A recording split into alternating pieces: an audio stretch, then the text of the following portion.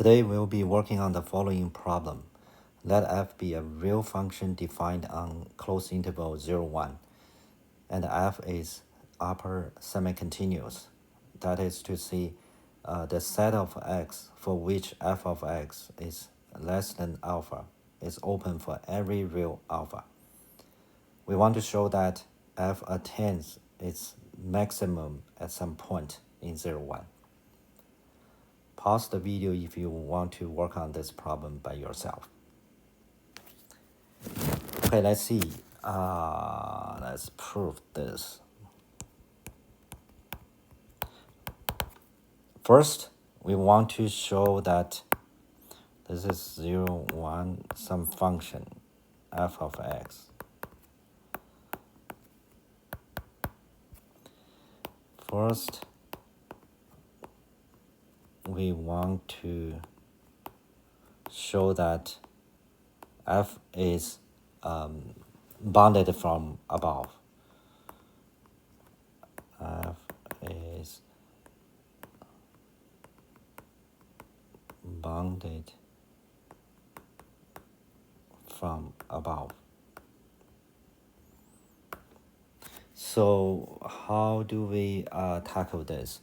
Now we have used the fact like the upper semi-continuous. So we can write this interval 0 to 1. Clearly this is the union of a alpha in R1, which is minus infinity to infinity. For x is in here, for which f of x is less than alpha, right? So we can write down this. Now since the upper semi-continuous, each set of this is open. So we have write the closed interval 0 to 1 to be covered by this open sets, right? Each set is open.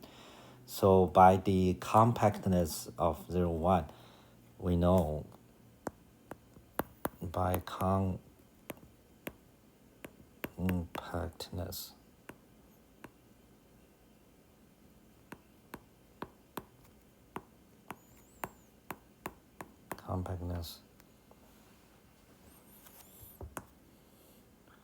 we know this is there is a finite subcover, so we can have we have some alpha 1, alpha 2, or alpha n in R, such that 0, 1 is the union of, let's see, I from 1 to n, x, f of x is less than alpha of I, right? Finite cover. So which means f of x is less than the maximum of this, right? Alpha 1, this n numbers. So f of x is bounded from above. Now since it's bounded from above, we can define alpha is the supremum of fx in this closed interval, right? So we can define the supremum, and this supremum clearly is less than or equal to the maximum of this.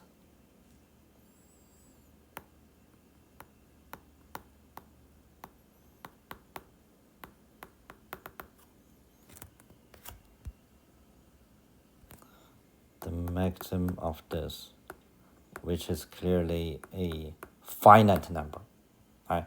So by the definition of the supremum of f of x, now if we define the set to be x is in for which f of x is greater than or equal to alpha minus 1 over n.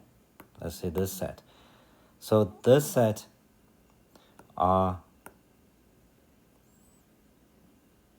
from n, for On. So n is 1, 2, 3. This set are, each set is, closed. Why? Because f of x less than alpha minus 1 over n, for which, the x is open set by definition of upper semi-continuous. So f of x greater or equal than alpha minus 1 over n. This set of x is closed, non-empty.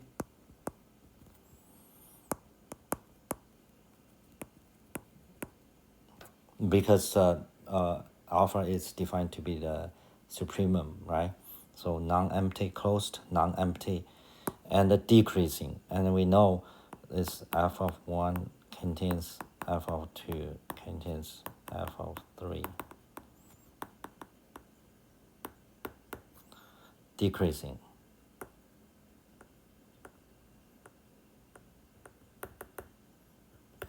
So by what we call the non-state interval intersection theorem, or some people call it Cantor intersection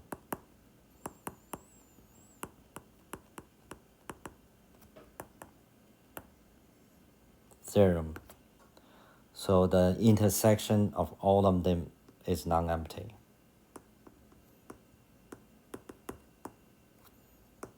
It's not empty. So there exists x sub 0 in here, right? It's non-empty. Now, what is the value of x sub 0? Of course, this clearly is in x sub 0. Yeah. So f of sub 0, by the definition of f sub n, it has to be greater or equal than alpha minus 1 over n for On, right? So that n goes to infinity. We have f of x sub 0 greater or equal than alpha. But alpha is the supremum. So alpha defined to be the supremum of f of x. That is to say, f of x sub 0 is equal to alpha, which is the supremum of f of x.